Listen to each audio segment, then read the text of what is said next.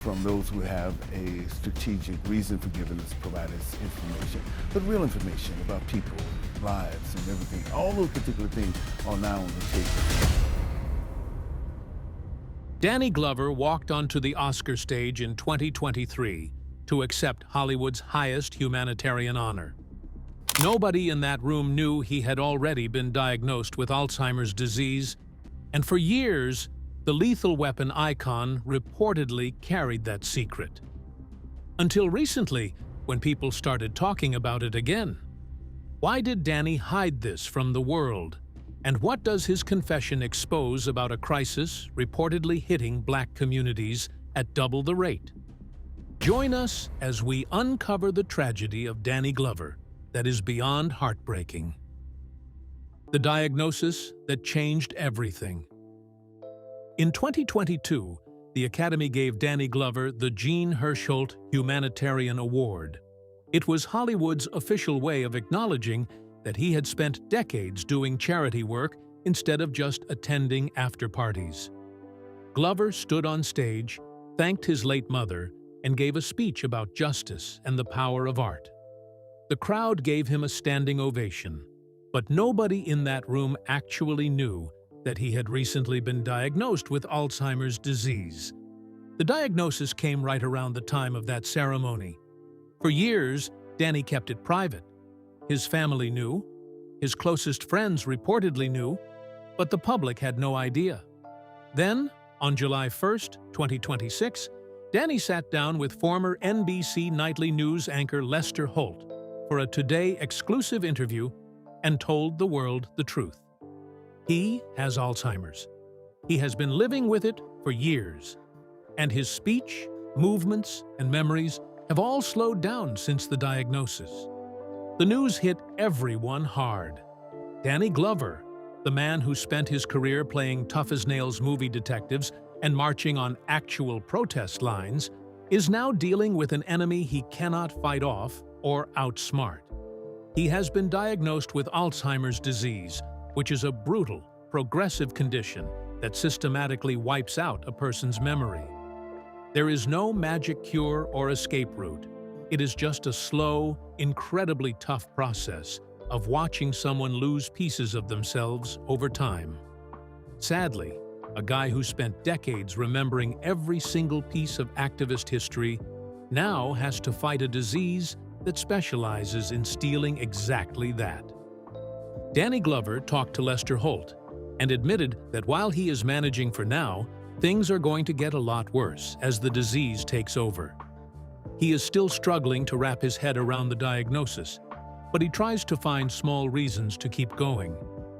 His family showed up to the interview to prove they are not letting him handle this alone. His daughter, Mandisa, made it clear that they wanted Danny to speak out now so he could tell his own story before the disease takes his voice away. She was also just completely done with pretending everything was fine every time someone asked about her dad. But while Danny Glover was building one of the most respected acting careers in Hollywood, he was also making powerful enemies away from the cameras. How much did his refusal to stay silent end up costing him? The partnership that changed action movies forever. In 1985, Danny Glover played Mr. in Steven Spielberg's The Color Purple, acting as the toxic husband to Whoopi Goldberg's character, Celie. It was a brutal role, but he played a terrible human being so well that audiences actually forgot he was just acting. His brother, Martin, later mentioned to People magazine that fans still assumed Danny was a monster in real life, even though he was the exact opposite. Either way, the movie proved the guy could actually act and carry a massive Hollywood production without collapsing under the weight of his own character's toxicity. 2 years later, casting director Marion Doherty had an idea that completely changed the movie business. She suggested pairing Danny Glover with Mel Gibson for a new action movie called Lethal Weapon.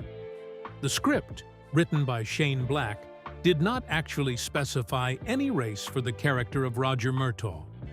Glover flew in from Chicago, where he was doing a play, and Gibson flew in from Sydney. They did a table read together, and the connection was instant. Director Richard Donner saw the spark right away. When Lethal Weapon came out, it was a massive hit. Danny's portrayal of the family-oriented, by-the-book detective Roger Murtaugh became iconic.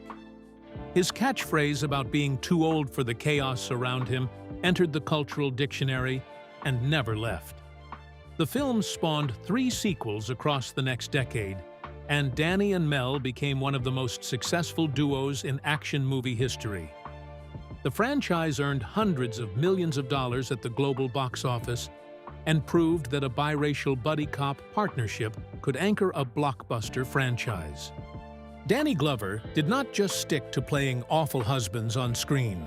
He went on to grab Emmy nominations for playing Nelson Mandela in an HBO movie and Joshua Dietz in the miniseries Lonesome Dove. He also showed up in To Sleep with Anger, which somehow got him an Independent Spirit Award. After that, he stayed busy by jumping into completely random projects like Predator 2, Grand Canyon, Angels in the Outfield, Dreamgirls, and even the first Saw movie. Across 40 years in the business, he piled up over 170 acting credits. Behind all the action scenes and movie catchphrases, Danny Glover spent his time on things he actually cared about. His co-star, Mel Gibson, was busy destroying his own public image with massive controversies. But Glover went the complete opposite way. He used his fame to jump right into heavy political activism and ended up becoming one of the loudest and most active political figures Hollywood has ever seen. His activism gained Danny many fans and some strong opponents, which reportedly led to him losing important roles and business deals that might have made him one of the richest actors in the industry. So, how did it all go down? The activist who paid a heavy price for speaking out. Most actors use their fame to sell expensive perfume or collect easy paychecks. But Danny Glover spent his time fighting for people who are usually ignored. From 1998 to 2004, the United Nations used him as an ambassador to look into poverty and disease across Africa and Latin America. And UNICEF gave him a similar title later on. Instead of just talking, he actually showed up to march with farm workers, spoke at anti-war rallies, and managed to get himself arrested at peaceful protests. He did the actual work instead of just posting lazy comments online. That kind of activism came with a price tag. In 2004, a telecom company dropped Danny Glover from a massive ad campaign because he publicly criticized American foreign policy. The move cost him millions in endorsement money. Hollywood insiders started gossiping that he was just too political and too willing to say things that made corporate sponsors sweat. While other actors from his era were busy building massive empires off brand deals, Glover was burning those exact bridges just to stick to his principles. Danny did not care. He traveled to Venezuela, met with Hugo Chavez, and openly supported left-wing movements across Latin America. He campaigned against the Iraq War. He spoke at Occupy Oakland in 2011. He even helped organize a boycott of Hugo Boss at the 2010 Academy Awards after the company tried to slash worker wages at a manufacturing plant in Ohio. These were not the moves of a man chasing box office glory. These were the moves of a man who believed that being famous meant having a responsibility to fight. His supporters loved him for the stance, while his critics just called him naive. Either way, nobody could deny that Danny Glover actually backed up his words, which is a rarity for Hollywood celebrities. Naturally, people started wondering if all that constant marching and endless filmmaking was finally wearing him down, and if decades of fighting corporate interests and shooting movies had finally taken a toll. But while Danny kept fighting for other people, he was also facing a serious battle of his own. What heartbreaking news would change his life forever? The crisis hit Black Americans harder.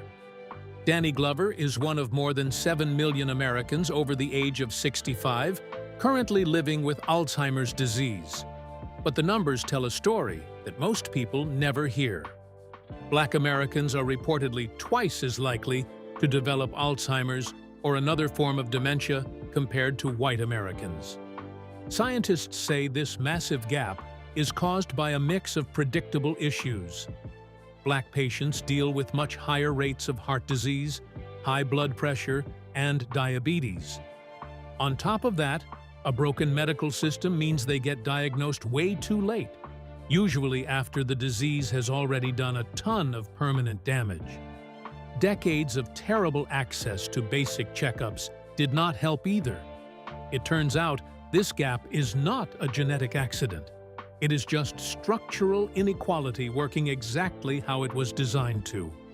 People are already calling Danny Glover's choice to go public a massive moment for Alzheimer's awareness. By attaching a famous face to a condition that hits Black communities twice as hard, Glover is just sticking to his usual playbook. The guy has spent his entire life using his fame to speak up for people who usually get ignored. Now, the Alzheimer's Association is partnering with his family to use his story to push for early testing before the brain damage becomes permanent. Mandisa told Holt that the family was completely done with lying to the public. People were constantly asking questions, and pretending everything was perfect just felt wrong. Danny's younger brother, Martin, who has been working with him for years, pointed out that it is finally his turn to look after the guy who protected him. Martin mentioned to Today that Danny used to pull him out of trouble back when he was young, moved him out to Hollywood, and kept him close the entire time. Now, Martin is just returning the favor.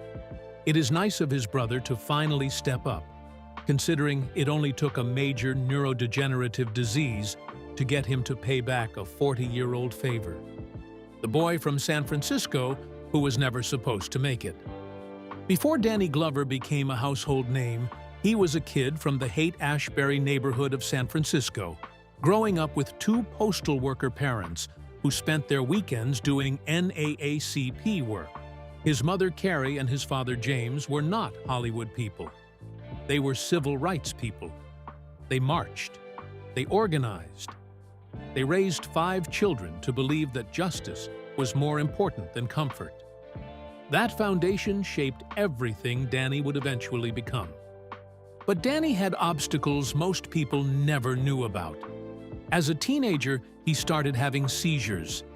Epilepsy took hold of his adolescence and followed him into adulthood, making everyday life unpredictable and frightening. On top of that, Danny was dyslexic. Reading and writing were constant struggles. A guidance counselor reportedly labeled him with a word no child should ever hear directed at them. In an era when learning disabilities were barely understood, Danny was written off before he ever had a chance to prove what he could do. He went to San Francisco State University in the late 60s, but did not bother graduating. Instead, he got sucked into the political chaos of the era. Glover joined the Black Students' Union and helped run a 5-month student strike, which ended up being the longest student walkout in American history. It actually forced the school to create the first ethnic studies department in the country. Asian, Hispanic, and Native American students all joined in with their own lists of complaints, and even the professors walked out. The entire campus shut down for 5 months. Glover also spent his time working in the Black Panther free breakfast program for kids. Activism was basically his entire life, but acting was not even on his radar yet. After college, Danny took a government job as a program manager in San Francisco's Model Cities program, evaluating community development projects. He moonlighted as a taxi driver. He dabbled in local theater for fun, but never considered it a career. Then a playwright named Amiri Baraka visited SFSU and challenged the student activists to try performing. Danny stepped on a stage for the first time. He was in his late 20s, and everything started to change. But the road from community organizer to Hollywood leading man was longer and harder than anyone could have predicted. And it started with a heartbreak Danny still carries to this day. The role that destroyed his world. Danny trained at the Black Actors Workshop of the American Conservatory Theater in San Francisco and studied under Gene Shelton, a teacher he would later credit as one of the most important figures in his development. He resigned from his city government job and committed to acting full-time. He moved to Los Angeles and started grinding. Small stage roles, community theater, television spots, a recurring role on Hill Street Blues. And then, in 1979, he made his film debut in Escape from Alcatraz alongside Clint Eastwood. But it was the Broadway stage that put Danny on the map. In 1982, he starred in Athol Fugard's Master Harold and the Boys, a devastating play about race and friendship in apartheid South Africa. His performance was electric. Critics raved. And one very important person was watching. Director Robert Benton saw Danny's work and cast him as Mose in the 1984 film Places in the Heart opposite Sally Field. The role was originally written for an older man, but Benton was so impressed by Danny's audition that he rewrote the part. And then tragedy struck at the worst possible moment. On the same day, Danny learned he had been cast in Places in the Heart. His mother, Carrie, was involved in a fatal car accident.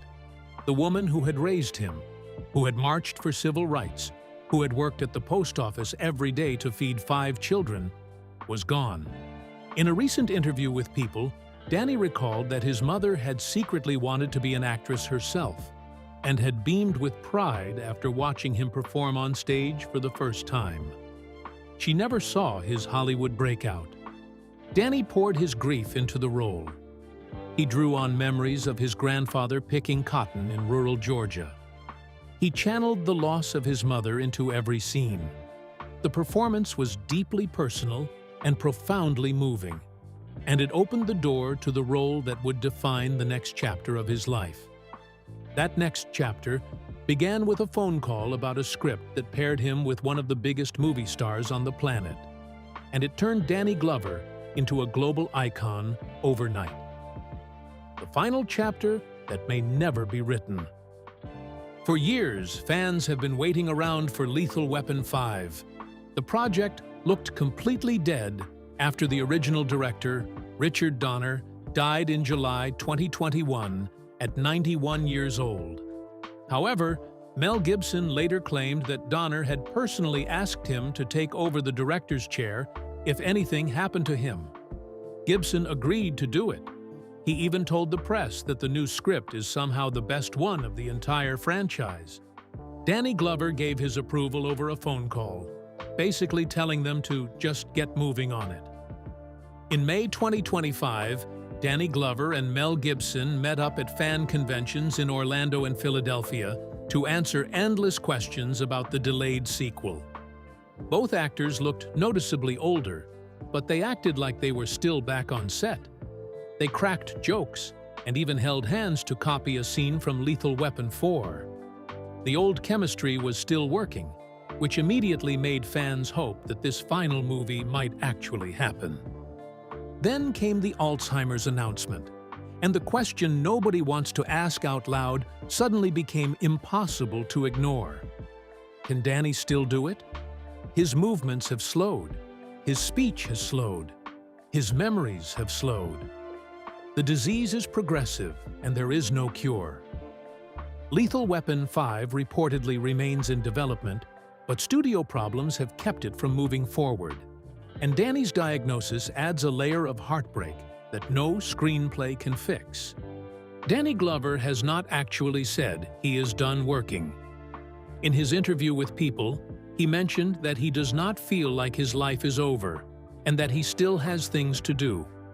He still shows up to community events in San Francisco to talk to young people about activism.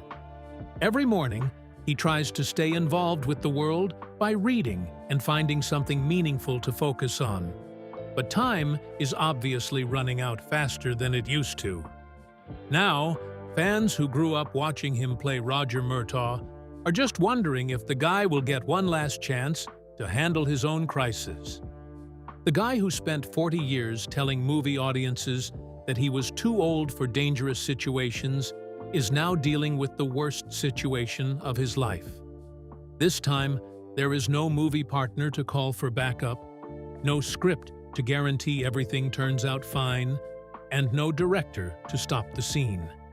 It is just Danny Glover, his family, and a daily struggle to hang on to his own memories. In his own words, his life is still moving forward. For the people who grew up watching him, it is both a relief and a pretty tough thing to watch. Should Mel Gibson find a way to make Lethal Weapon 5 happen while Danny can still be part of it? Or is it too late for one last ride? What does Danny Glover's story teach fans about the cost of a life spent fighting for others? Share your thoughts with us in the comment section. Remember to like, share, and subscribe for more. Also, click the next video showing on your screen. You will enjoy it.